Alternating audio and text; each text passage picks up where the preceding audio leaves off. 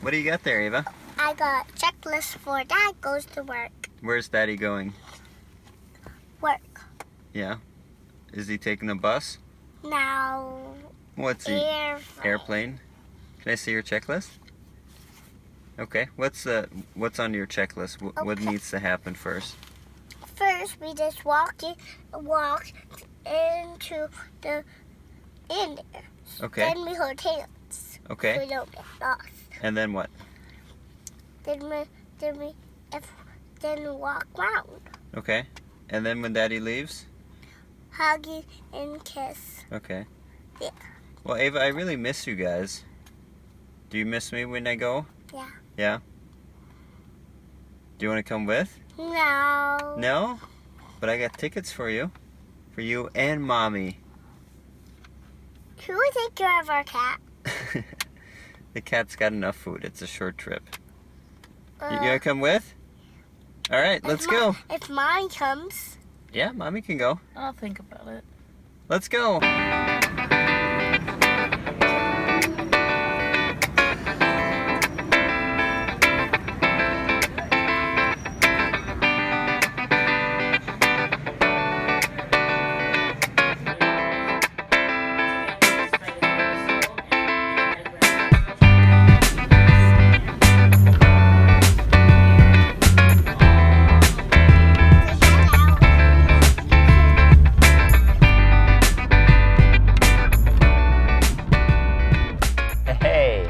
In Destin, Florida, and I brought the girls with because Iowa sucks this time of year and they deserve a little break as well. We're working on a Cirrus SR22 turbo, a little bit older one. It's a Gen 3.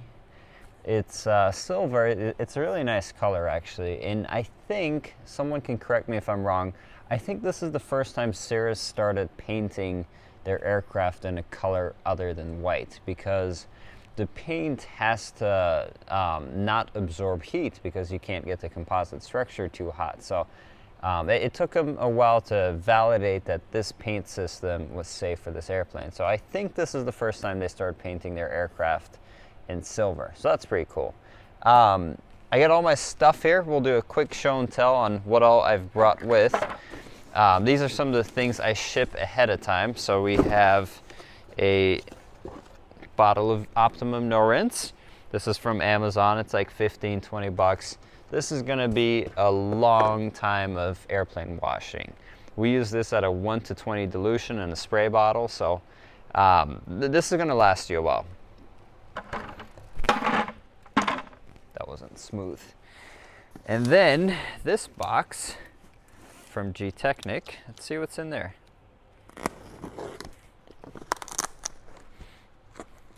I flew commercial here, so I don't have a knife on me. So I'm gonna stab myself with these car keys.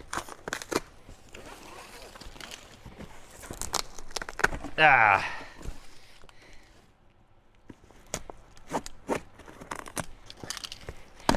All right. And I gotta give a shout out to G-Technic. Chris, who runs the warehouse there, I email him very nicely and ask to not send me packing peanuts, so he sends me bubble wrap. The packing peanuts just get everywhere, and on an airport you don't want to be chasing packing peanuts. So let's see what we got. We have empty sprayer bottles.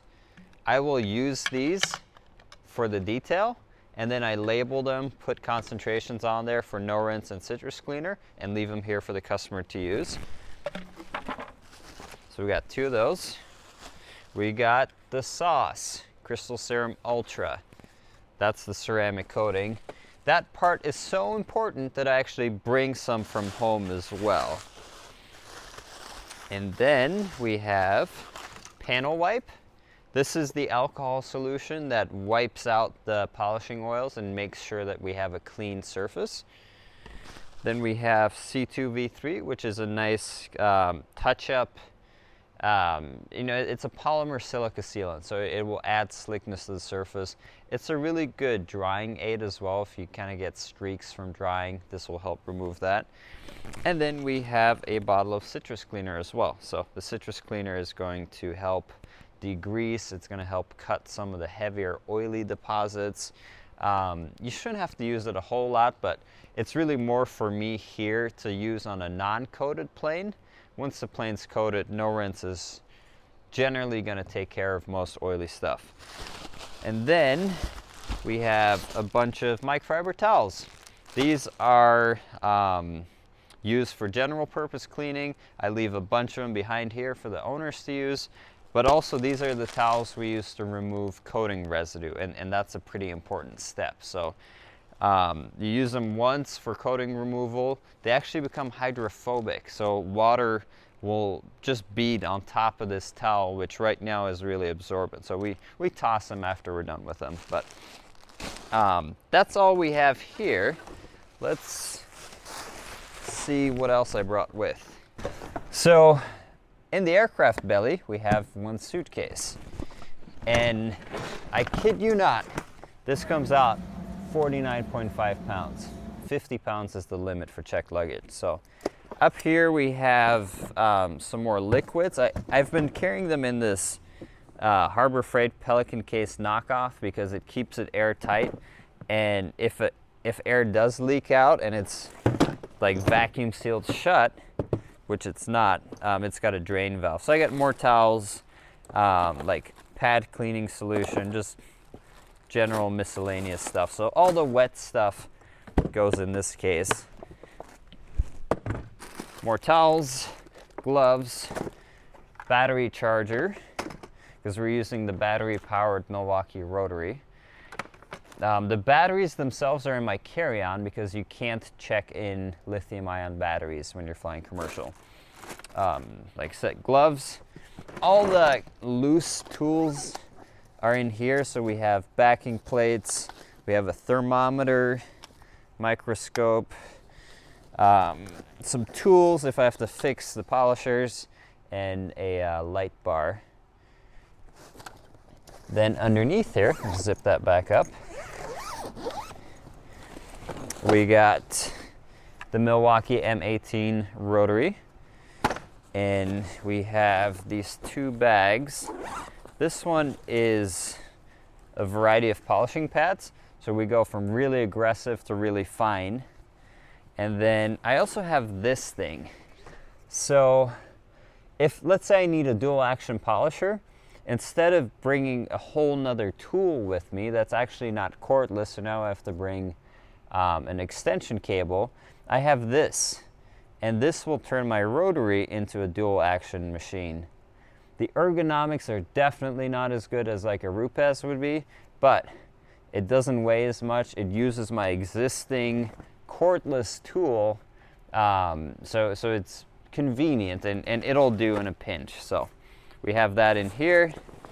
And then in this bag, we have a collection of towels. And masking tape as well. The most important thing I've noticed, when I have the time to properly pack, I can take even less stuff because I can rationalize to, like, all right, I'm going to use this many towels for wiping, this many towels for this step. So I take just that amount plus a small safety factor. Same with pads. Like I realistically, I'm not going to touch half of these pads, but it's going to take me so much time to find quality pads here that I might as well take some with. They don't weigh much, and they protect the polisher in this suitcase from being knocked around. So here's the Gen 3 SR22 Turbo in silver. There's not a whole lot I can see for paint defects right off the bat. The paint feels kind of rough. There's oil and exhaust on the bottom, as is to be expected, but overall it seems in good shape. I mean, once I put my headlight on and really start looking at the paint condition, I'm sure we can see some room for improvement, but just my first impression of this plane is that it's in pretty good shape. It's obviously been very well maintained. The propeller has been recently redone, so that's all in good shape. And there's not a lot of nicks and dings around the landing gear, which is where usually tow bars come in and scratch it up. Like the plane we did in episode 9, it has the wet wing or weeping wing leading edge. So it has those micro perforated holes that we don't want to block because that's where the anti-icing fluid comes out of. The goal for tonight, so I got here a little bit late, around 9:30. The goal for tonight is to get this thing washed, and we're going to knock out the low-hanging fruit. So we're going to do tops of wings, tops of fuselage. If I can get that done before midnight, 1 a.m., I'm going to feel a lot more comfortable about what needs to happen tomorrow. Me and predictions, if I can have it done tomorrow night, that would be great. My flight isn't until 3 p.m. On Sunday, so today's Friday. So I have the morning of Sunday to finish things up as well if need be. But it'd be nice to not have to worry about it on Sunday. So I'm going to get to work. There's going to be a lot of time lapsing for tonight because I just want to get as much done as possible. And we'll touch base tomorrow morning. So one of the things I forgot to mention before I start cleaning this plane, we like to lower the flaps. So this part here, this is called an aileron. This moves up or down and controls the roll of the airplane. Flaps are this segment all the way down to here, and flaps lower progressively. So there's different settings that they come down to. And when they're fully down, they add drag and they add more lift to the wing, so you can fly slower. So when you take off, you put in a little bit of flaps, airplane takes off easier. When you come in to land, you put in more flaps, and you can land at a slower speed, basically. You can fly without flaps, but it makes operating the plane a lot easier. Now, because usually when the plane is doing dirty work, taking off, landing, low altitude bugs, rain, mud, all that stuff, the flaps are down, so we get a lot of dirt underneath there. So we always lower the flaps when we start cleaning it, and also while we're polishing and coating, so we get protection and cleaning on these fully extended. So I'll show you how to lower those on a Cirrus. Now before you lower the flaps, you want to make sure that there's nothing underneath them, like a step stool or a box, because if you lower them into that, that'll damage the mechanism, that'll damage the flaps themselves. It's a big mess. So the other thing we're going to do while we have the aircraft powered up is we're going to adjust the trim. Right now, the rear elevator has just a slight trim up, or a slight trim down actually. So the two panels are not perfectly lined up. With polishing, it's always easier when they're even. So we're going to adjust that and make sure that's perfectly level. It's going to make our job a lot easier. So we'll fire up the batteries here and then find the flap switch. Flaps are clear. I'll lower those down. Beautiful. And then we're going to set the trim to neutral. Boom. We're set, ready to go. Adjusting trim position basically changes the resting angle of this control surface. So if you want trim down, it'll stay like this. Trim up, it'll stay like this. So we just evened it out so this surface here is flush. Then here you can see the flaps fully deployed. See that angle? And there's actually a good amount of paint. Like this rub strip here, this is what was made it up to here. And you can see there's a lot more paint underneath that needs to be cleaned and protected. So now we have the airplane ready to go, batteries back off. So we're gonna start with a no rinse wash and do some polishing.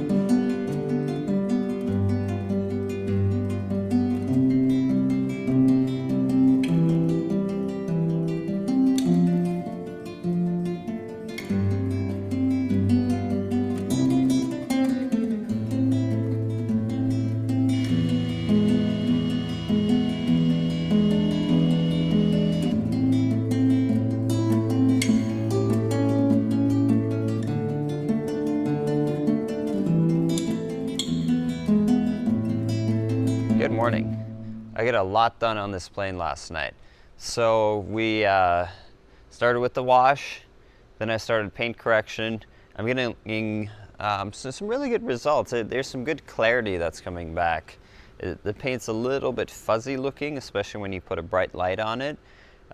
With the paint correction, it really cleans up the way that light's reflecting. So this whole side is done, except for the underside. I'm gonna jump over to the right side of the plane, get all of that paint corrected, and then settle down for the grind and do the underside. Get everything panel wiped, and hopefully start coating today. I'll probably make today another long day. So yesterday I left here at almost 2 a.m., but I was being super productive and I didn't want to stop that train. If I can get coating done tonight, that would be awesome. I'll probably start coating and finish it tomorrow morning, but if it's going to be like work till 3 a.m. but have everything done and then sleep in, I think that would be a win.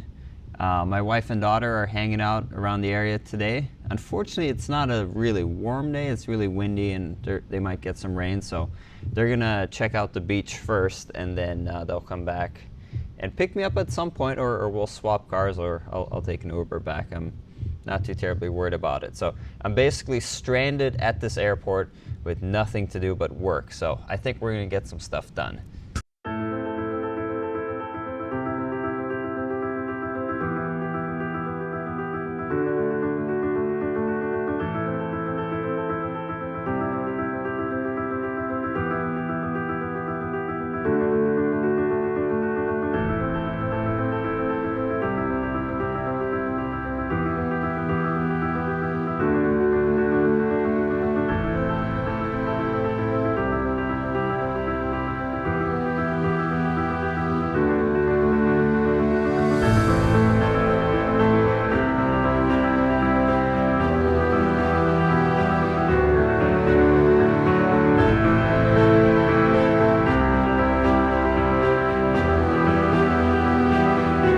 So I have good news, I have bad news. The good news is that paint correction is done. It's like 740, top, bottom, everything is polished, plane's looking great. The next step is panel wipe to get those polishing oils out and make sure the surface is clean, then coating. The bad news is it's raining quite hard, and the way this hangar is set up, there's a little stream that runs from that back hangar door to the front hangar door, right through my work area. My plan was, because I knew the stream was going to happen, I was trying to stay ahead of it, so I tried damming it up, I tried redirecting it to no avail. I tried to finish the underside as fast as I could so I could be done with that, but that didn't happen.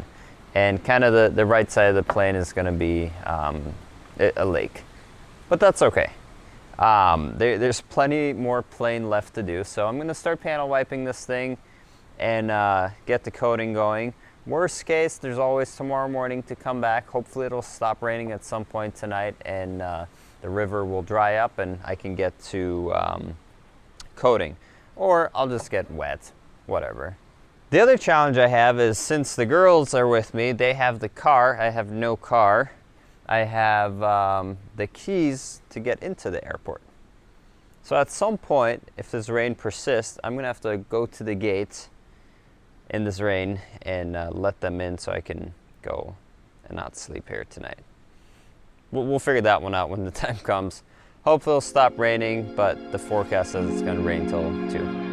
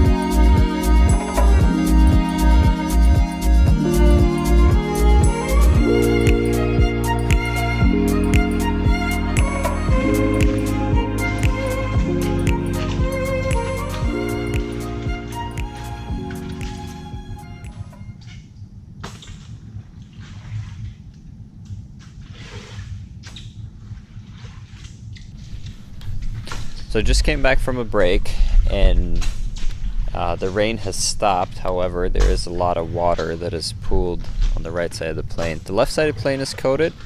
I'm going to get going on the right side, but I cracked the hangar door open, and I'm going to try and push some of this water out first. Fortunately, we got a floor squeegee here. And then we're just going to push on coating. It's almost midnight, so probably got another hour or two for tonight before I'm going to head back.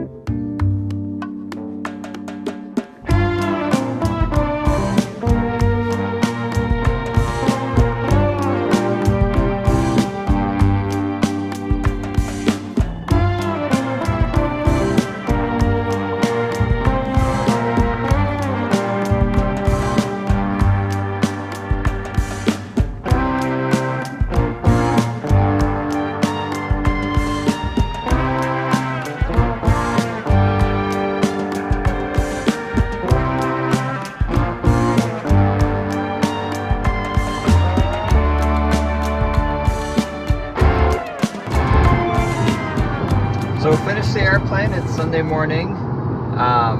Needed to finish coating the underside of the wings, so I got that done, packed up, got some beauty shots, and talked to the owners about how to take care of it, which is always so much easier to do after it's coated. There's really 3 liquids that you need to worry about: no rinse, citrus cleaner, and some C2, which is a sealant. You can use that as a drying aid to just make sure the surface is squeaky clean. But I'm heading back to the hotel to pick up the girls.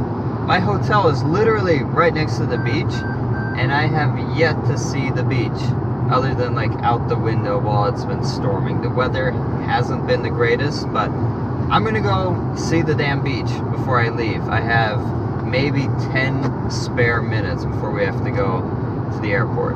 So we're gonna go see the beach. Here's the hotel. And right there is the beach. And I almost didn't get to see that. No, the beach is over here. Where? Oh, there. All right, let's go find it. That's the beach. The beach. It's so weird that this white stuff isn't snow. Sand. It's sand.